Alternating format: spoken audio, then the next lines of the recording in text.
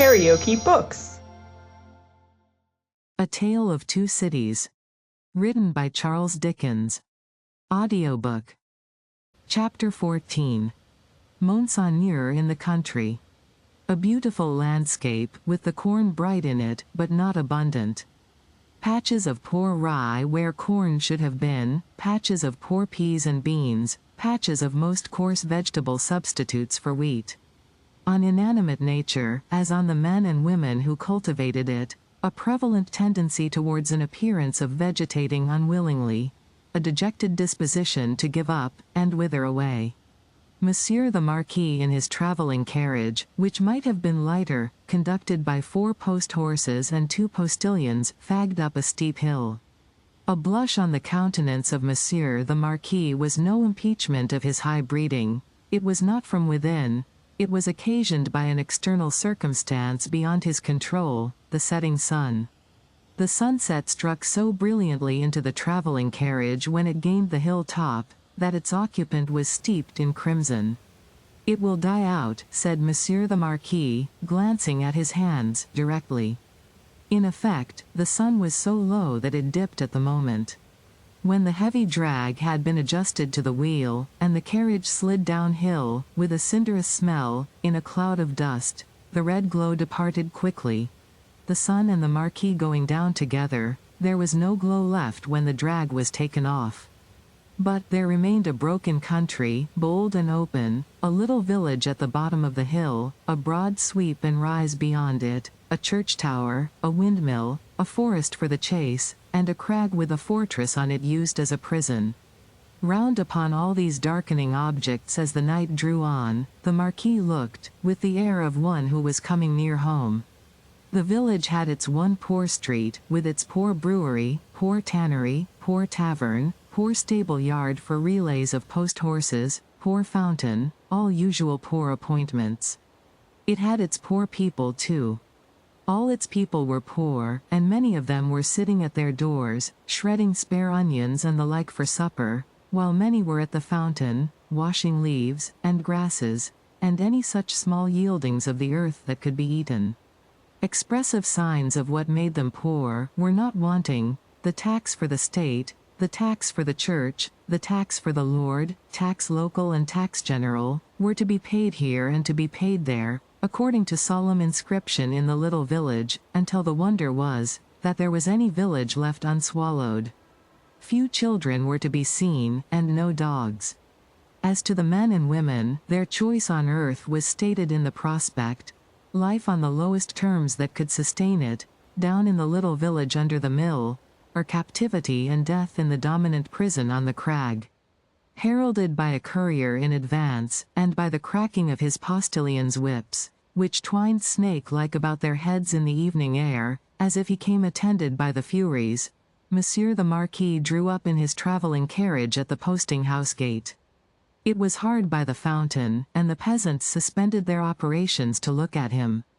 He looked at them, and saw in them, without knowing it, the slow sure filing down of misery-worn face and figure, that was to make the meagreness of Frenchman and English superstition which should survive the truth through the best part of 100 years. Monsieur the Marquis cast his eyes over the submissive faces that drooped before him, as the like of himself had drooped before Monseigneur of the court. Only the difference was, that these faces drooped merely to suffer and not to propitiate. When a grizzled mender of the roads joined the group. "Bring me hither that fellow," said the Marquis to the courier. The fellow was brought, cap in hand, and the other fellows closed round to look and listen, in the manner of the people at the Paris fountain. "I passed you on the road?" "Monseigneur, it is true. I had the honor of being passed on the road." "Coming up the hill, and at the top of the hill, both?" "Monseigneur, it is true." "What did you look at, so fixedly?" "Monseigneur, I looked at the man." He stooped a little, and with his tattered blue cap pointed under the carriage. All his fellows stooped to look under the carriage. "What man, pig? And why look there?"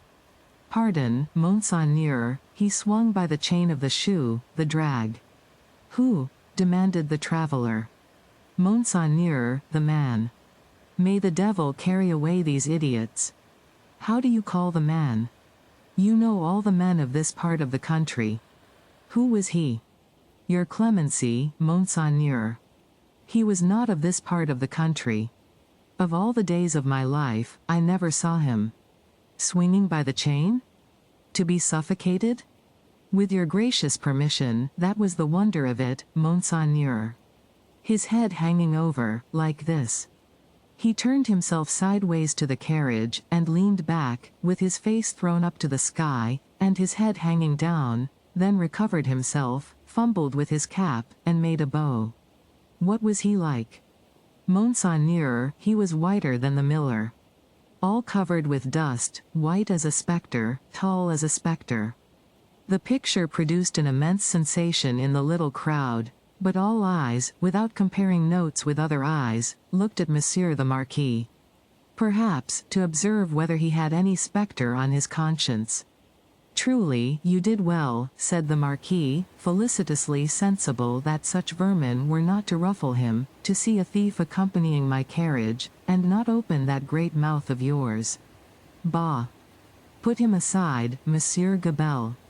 Monsieur Gabelle was the postmaster, and some other taxing functionary united. He had come out with great obsequiousness to assist at this examination, and had held the examined by the drapery of his arm in an official manner.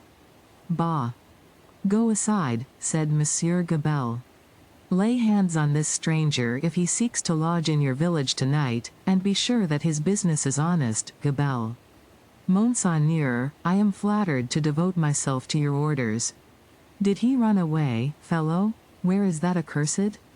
The accursed was already under the carriage with some half-dozen particular friends, pointing out the chain with his blue cap. Some half-dozen other particular friends promptly hauled him out, and presented him breathless to Monsieur the Marquis. Did the man run away, dolt, when we stopped for the drag? Monseigneur, he precipitated himself over the hillside, head first, as a person plunges into the river. See to it, Gabelle. Go on. The half-dozen who were peering at the chain were still among the wheels, like sheep. The wheels turned so suddenly that they were lucky to save their skins and bones.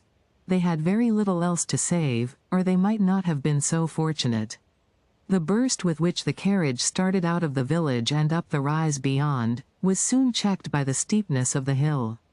Gradually, it subsided to a foot pace, swinging and lumbering upward among the many sweet scents of a summer night. The postilions, with 1,000 gossamer gnats circling about them in lieu of the furies, quietly mended the points to the lashes of their whips. The valet walked by the horses. The courier was audible, trotting on ahead into the dull distance.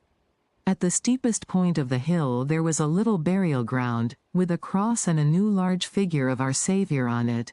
It was a poor figure in wood, done by some inexperienced rustic carver, but he had studied the figure from the life, his own life, maybe, for it was dreadfully spare and thin.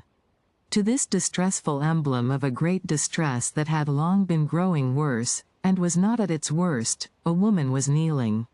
She turned her head as the carriage came up to her, rose quickly, and presented herself at the carriage door. It is you, Monseigneur. Monseigneur, a petition. With an exclamation of impatience, but with his unchangeable face, Monseigneur looked out. How, then? What is it? Always petitions. Monseigneur. For the love of the great God. My husband, the forester. What of your husband, the forester? Always the same with you people. He cannot pay something? He has paid all, Monseigneur. He is dead. Well. He is quiet. Can I restore him to you? Alas, no, Monseigneur. But he lies yonder, under a little heap of poor grass. Well? Monseigneur, there are so many little heaps of poor grass? Again, well? She looked an old woman, but was young. Her manner was one of passionate grief. By turns she clasped her veinous and knotted hands together with wild energy, and laid one of them on the carriage door, tenderly, caressingly, as if it had been a human breast, and could be expected to feel the appealing touch. Monseigneur, hear me. Monseigneur, hear my petition. My husband died of want, so many die of want, so many more will die of want. Again, well? Can I feed them?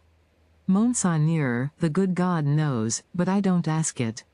My petition is, that a morsel of stone or wood, with my husband's name, may be placed over him to show where he lies. Otherwise, the place will be quickly forgotten, it will never be found when I am dead of the same malady, I shall be laid under some other heap of poor grass. Monseigneur, they are so many, they increase so fast, there is so much want. Monseigneur. Monseigneur. The valet had put her away from the door, the carriage had broken into a brisk trot, the postilions had quickened the pace, she was left far behind, and Monseigneur, again escorted by the Furies, was rapidly diminishing the league or two of distance that remained between him and his chateau.